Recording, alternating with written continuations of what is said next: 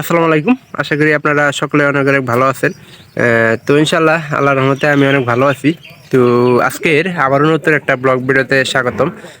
যারা আমার এই চ্যানেলটিকে সাবস্ক্রাইব করে দেননি, দয়া করে সাবস্ক্রাইব করে দেবেন এবং কি পাশে থাকা বেল আইকনটি অন করে দেবেন পরবর্তীতে আমার এই সকল নতুন নতুন ব্লগ ভিডিওগুলো পাওয়ার জন্য। তো কেউ ভিডিওগুলো মিস করবে না। তো আসলে এই শীতের সময় কিন্তু মানে পরিবেশের কারণে কবুতরের কিন্তু হালকা ঠান্ডা লেগে থাকে। তো সেক্ষেত্রে আমরা অনেকেই করি যে বেশি বেশি ওষুধ খাওয়াই। এই বেশি বেশি ওষুধ কিন্তু কবুতরের জন্য মারাত্মক মনে করেন ক্ষতিকর। কবুতর কিন্তু বেশি বেশি ওষুধ খাওয়ালে কবুতর মারা যাওয়ার সম্ভাবনা থাকে। তো আমরা একটা জিনিস লক্ষ্য করবেন, যাতে বেশি বেশি করে ওষুধ না খাওয়াই এবং কি হালকা ঠান্ডার জন্য প্রাকৃতিকভাবে কি ওষুধটা আমরা তৈরি করব। তো সেই বিষয়ে আজকের আমার এই ব্লগ ভিডিওটা। তো কি কি দিয়ে প্রাকৃতিক ওষুধ আপনারা তৈরি করবেন, তো সেটা নিয়েই কিন্তু আজকের ভিডিওটা। তো যদি দেখেন যে শীতের সময় কবুতরে হালকা ঠান্ডা লাগে, তো কি কারণে ঠান্ডা লাগে সেই ক্ষেত্রে আমরা আপনাদের লক্ষ্য রাখতে হবে। তো আপনারা প্রথমত করবেন কি জানেন, শীত আসার আগ দিয়ে মানে শীত হালকা হালকা যদি পড়ে থাকে, সেক্ষেত্রে আপনারা এই যে বাসস্থানের একটা ভালো ব্যবস্থা করে দেবেন। এই যে যেমন আমরা এই কবুতরটা করে দিচ্ছি, এই যে দেখেন, এই যে পায়রাবাড়ি কিন্তু দুইটাই এখানকার ঘরের ভিতরে। তো দেখেন যে কবুতরে হালকা ঠান্ডা লাগছে, সেক্ষেত্রে আপনাদের করণীয় কি? করণীয় হলো যে প্রথমত যে প্রাকৃতিক চিকিৎসা করা।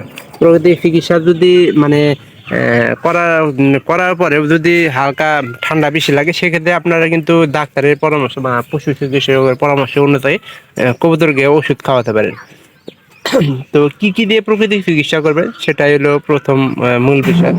প্রকৃতিক চিকিৎসা করার জন্য, প্রাকৃতিকভাবে চিকিৎসা করার জন্য অবশ্যই দুইটা জিনিস নেবেন। একটা হলো আদা আর একটা হলো রসুন। এই দুইটা মনে করেন যে আপনারা বাটবেন। যেটাই করেন ব্লেন্ডারে, আপনাদের যদি বাসায় ব্লেন্ডার থাকে ব্লেন্ডার দিয়ে পাটতে পারেন। অবশ্য পাটা আমরা শিলপাটা বলি। তো শিলপাটা দিয়েও মানে বাইরে নিয়ে নিতে পারে।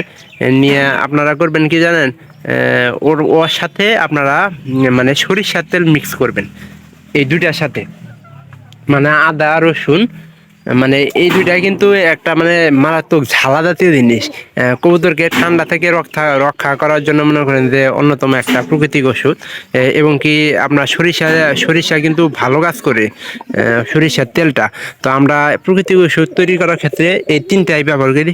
মিক্স করে আপনি অবশ্যই এটা কিসের সাথে খাওয়াবেন, বেশি মতো আপনার এই যে শুয়ে সিরিঞ্জ আছে না, সিরিঞ্জ বা একটু পানি পানি করে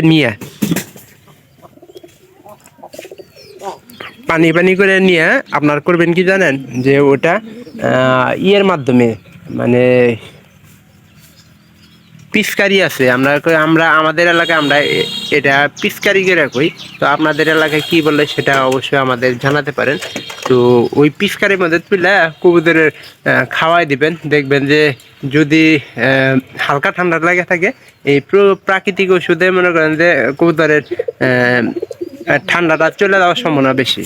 আর কবুতরের কেন ঠান্ডা লাগবে এই দিনে, এই সময় বেশি ঠান্ডা লাগার একমাত্র কারণ হলো যে কবুতরের বাসস্থানটা একটু আপনারা পরিষ্কার পরিচ্ছন্ন রাখার চেষ্টা করবেন। এবং কি কবুতরের থাকার ঝামেলার কারণে কিন্তু এরকম মানে অসুখ টসুখ হয়। যে বাইরে হালকা মানে কবুতরের শরীর তো মনে করেন মানুষের শরীরের মতো না।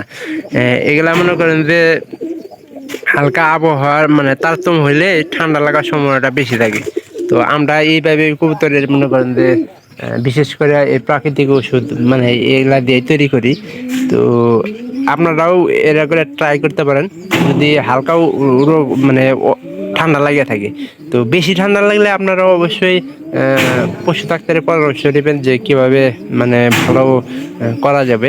আর আমি প্রতিনিয়ত মানে আমাদের চ্যানেলে কবুতরের ভিডিওগুলো আপলোড দিই এবং কীভাবে কী করা লাগে সেই বিষয়গুলো কিন্তু আপনাদের প্রতিনিয়ত আমি কিন্তু জানাই। সেক্ষেত্রে কিন্তু সবচেয়ে বেশি ভালো হয়। আর আপনারা নিজে নিজে কবুতরের মানে ট্রিটমেন্ট করালে কিন্তু সে সবচেয়ে। আর কবুতরের একটা জিনিস বিষয় হলো যে এই শীতের সময় রানীক্ষেতের ভ্যাকসিনটা অবশ্যই করা নেবেন। অবশ্যই রানীক্ষেতের ভ্যাকসিনটা কেমন করে আপনারা স্থানীয় মানে পশু চিকিৎসক মানে কেন্দ্রে গেলে বুঝতে পারবেন। আপনাদের উপজেলায় কিন্তু একটা করে থাকে। তো যা বলবেন যে আপনাদের সমস্যা কবুতরে বা হাঁস মুরগি যেটাই হোক, এই সমস্যাগুলো বললে কিন্তু সবচেয়ে বেশি ভালো হয়। তো অবশ্যই ভিডিওটি ভালো লাগবে, ভালো লাগলে চ্যানেলটিকে সাবস্ক্রাইব করবেন এবং পাশে থাকা বেল আইকনটা অন করে দেবেন পরবর্তীতে আমার এই সকল নতুন নতুন ভিডিওগুলো পাওয়ার জন্য। তো কেউ ভিডিওগুলো মিস করবে না। সবাই ভালো থাকেন, ধন্যবাদ সবাইকে।